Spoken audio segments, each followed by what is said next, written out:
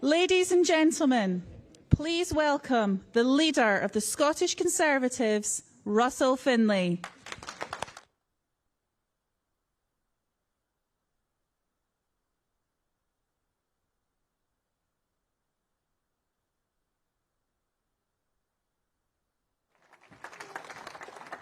My goodness, look at this. Fantastic.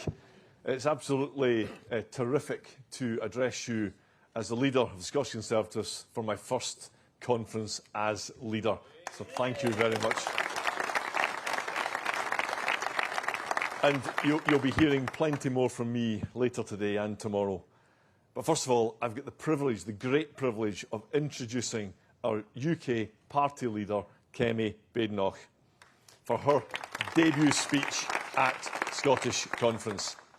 We are under new management. Two new leaders with a shared vision to renew our party and champion our common sense Conservative values.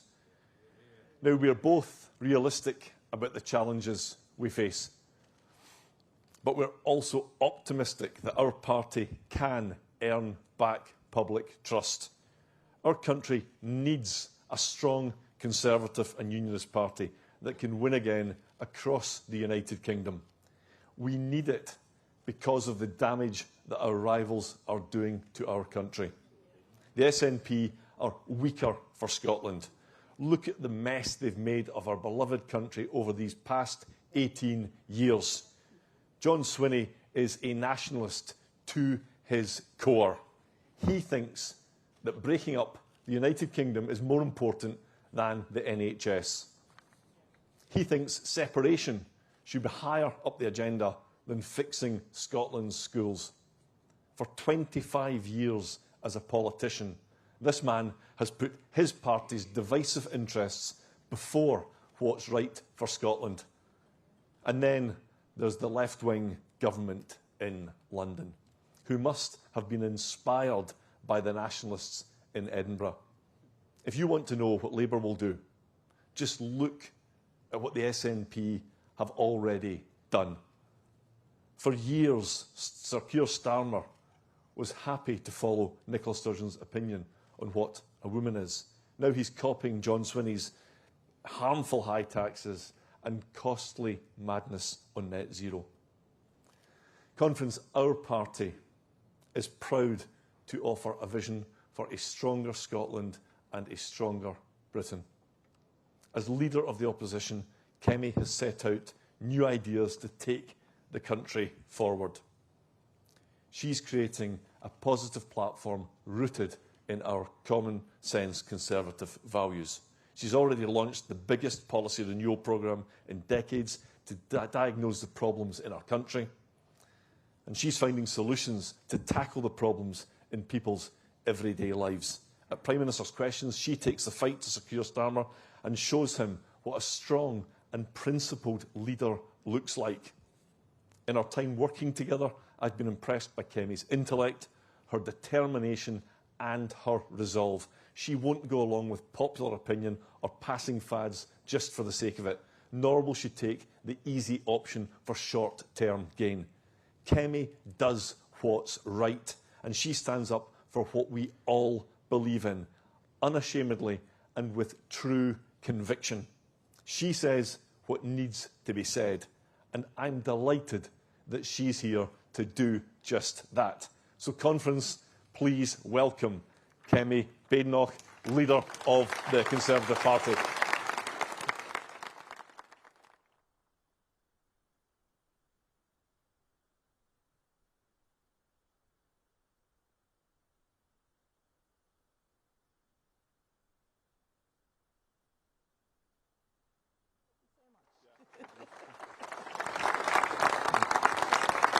Thank you, everybody. Thank you. Good morning, conference. And Russell, thank you for that wonderful introduction. It is great to be here in Edinburgh for my very first Scottish conference as leader of the Conservative and Unionist Party.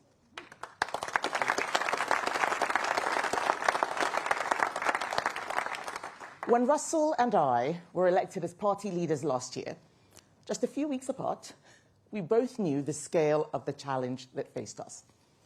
And we both know how important it is to reassert our conservative principles. What does it mean to be a conservative in Scotland today? It is more than our fundamental belief in the Union. It is to know that our values of personal responsibility, sound money, a strong work ethic, and respect for the rule of law, the values of most British people, are the only way to leave a real inheritance for the next generation.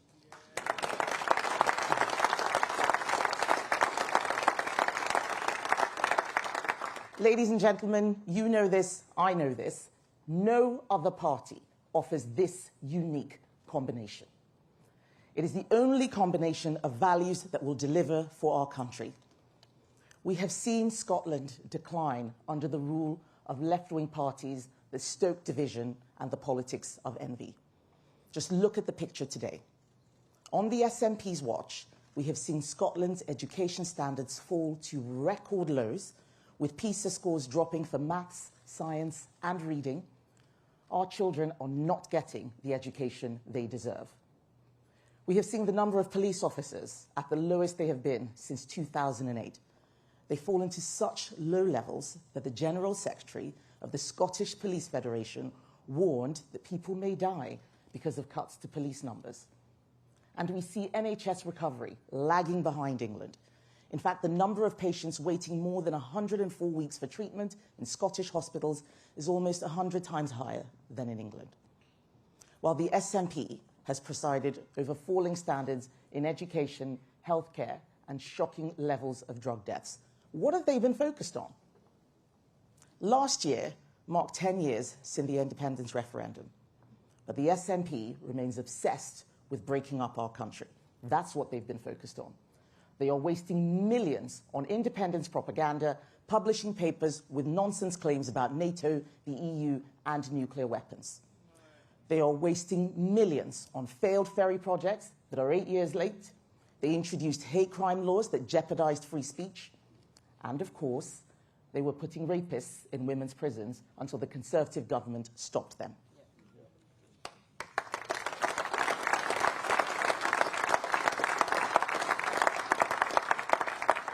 This year, we saw the SNP suffer yet another loss in the Supreme Court, because instead of sorting out Scotland, they were trying to redefine what a woman is. This is not a party that is focused on what people in Scotland need. So we need to bring about their electoral defeat because the Scottish people deserve better.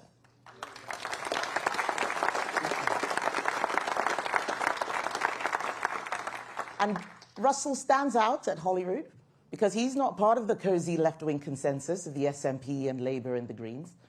Russell spent a whole career before politics as a journalist, standing up for victims, taking on organised crime, and holding the powerful to account. He reported on gangs, even faced an acid attack, and his investigation into a murdered woman in Inverclyde led to the prosecution of her killers. Russell's tenacity and bravery stand out, so I can assure you he is more than ready to take on the SNP.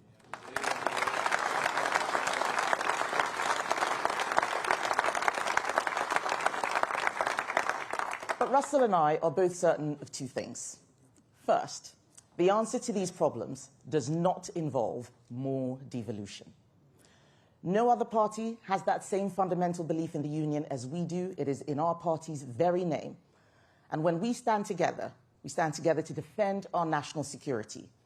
When we cooperate to enhance our economic strength, we know that we are the Conservative and Unionist Party. We know what we stand for, and we will always be proud of it.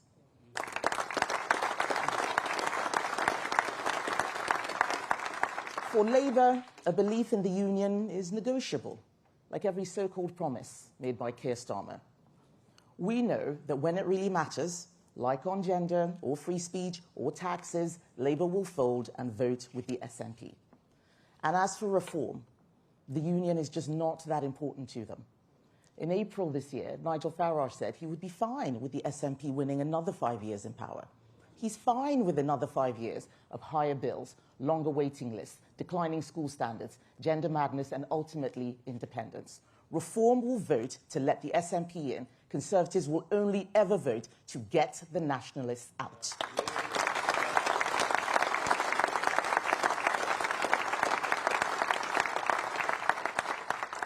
Secondly, the answer to these problems must involve a reassertion of our conservative economic principles. The belief that it is business and entrepreneurship, not government or politicians, who create growth. If you believe that, then you are a conservative. No other party believes this. And if you believe that your earnings belong to you and the government should have to justify what it's going to do with your money, then you are a conservative. Scotland suffers the highest tax burden in the UK, yet Scots face £1.7 billion worth of tax rises this year. The SNP's failure to grow Scotland's economy has cost public services more than £1 billion this year alone, and that's before Labour's jobs tax kills growth. Scottish people are paying for more and getting less, and that economic performance gap between Scotland and the rest of the UK is Scotland's double whammy, Labour and the SNP.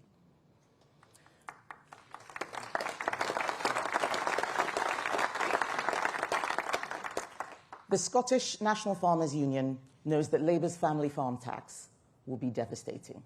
The Scottish Chambers of Commerce know that Labour's national insurance rise is a double tax hit for businesses and could jeopardise job creation. We should be supporting those who want to innovate, those who want to create jobs and wealth, and do the right thing. Because for a long time, they have felt that no one has had their backs. So I am telling them today, the Conservative Party is under new leadership, and we will once again represent everyone across Scotland and the United Kingdom who believes the same things that we do.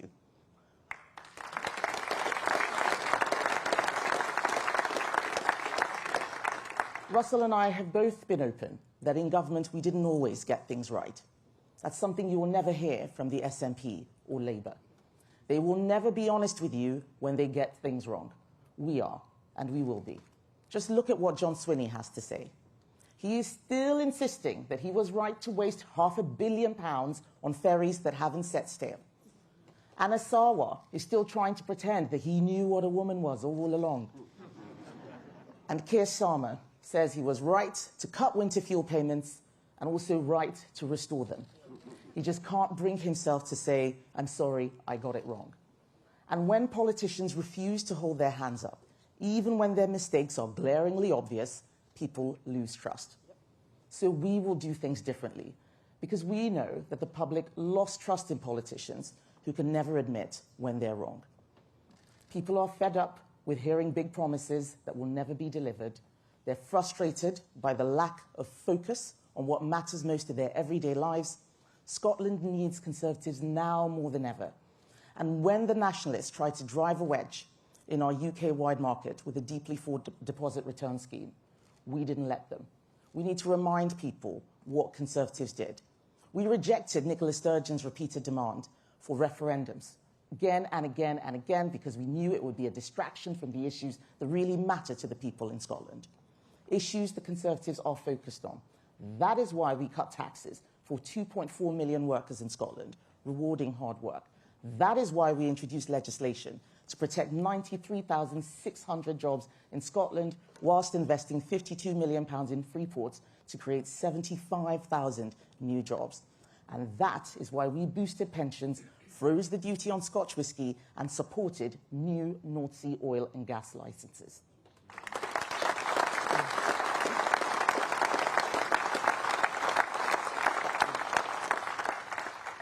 Conference, I could be here all day talking about all the things that the SNP and Labour are doing wrong.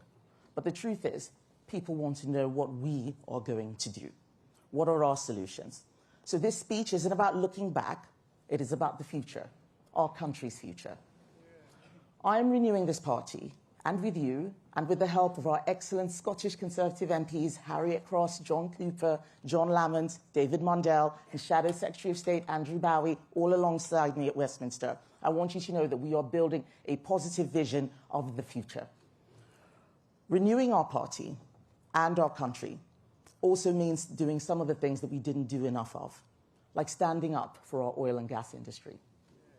When the oil and gas windfall tax, the energy profits levy as it's called, was brought in, the justification was that the oil price was near a historic high at the exact time as energy bills for the British people were skyrocketing. But for months, there has not been a windfall to tax.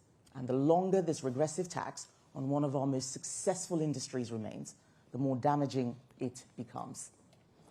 The strikes overnight in the Middle East remind us of how vital it is that we can rely on our own energy security, our own natural resources. Labour have extended and increased this tax, and I'm afraid they are killing the oil and gas industry.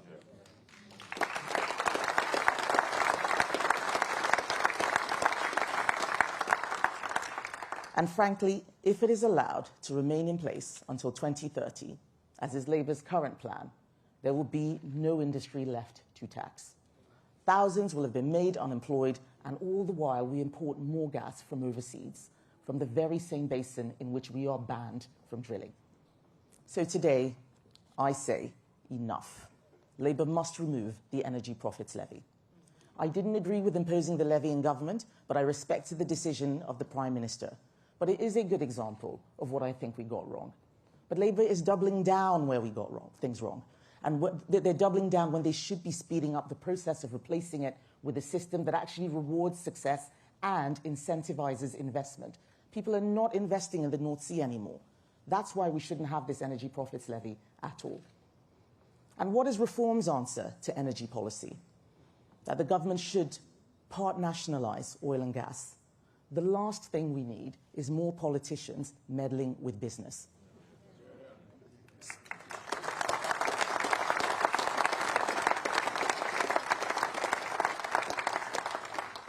So what are we going to do under my leadership?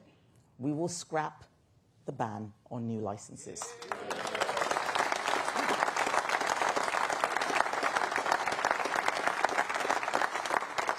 We will overturn the ban on supporting oil and gas technology exports, and we will champion our own industry.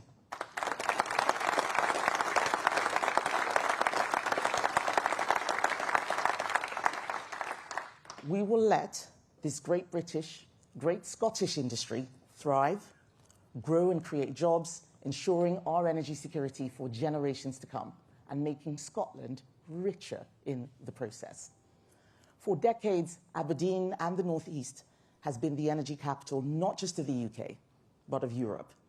It is often said that wherever in the world you find oil and gas, you find an Aberdonian. And the reason is because they are the product of a world-leading centre of excellence that has grown up around Aberdeen. The supply chain, the research, the innovation that supports our and the global offshore industry. That is what we must protect. That is what we must champion. That is what we must grow. We do not believe in managed decline. Scotland is at the heart of our energy future for the next generation, as it has been for the last. We must make sure that continues. But there is more.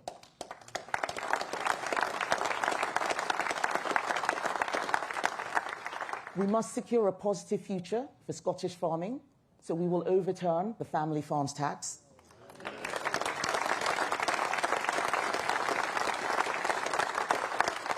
Because securing the future of farms in Scotland for generations to come means that we're keeping Scottish food on British plates. And we must also build a future for our fishing industry, as my good friend David Duguid has been telling me for the last 8 years. We're the only ones who will defend it against Labour's lack of interest and the SNP who would have us back in the common fisheries policy and Reform's fantasies.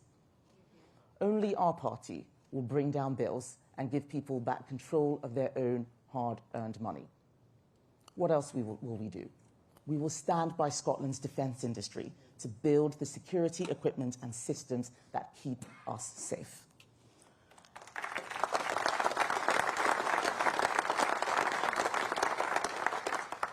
As our world gets ever more dangerous, be it in the Middle East or in Ukraine, it becomes even harder to understand why this week Labour didn't use the spending review to set out a clear plan to get to 3% on defence spending.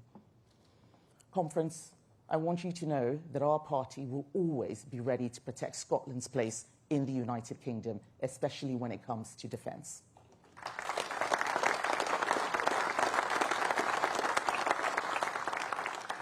So in next year's elections, Russell and his team will put forward a different way of doing things, different from the SNP, different from Labour, but very, very conservative.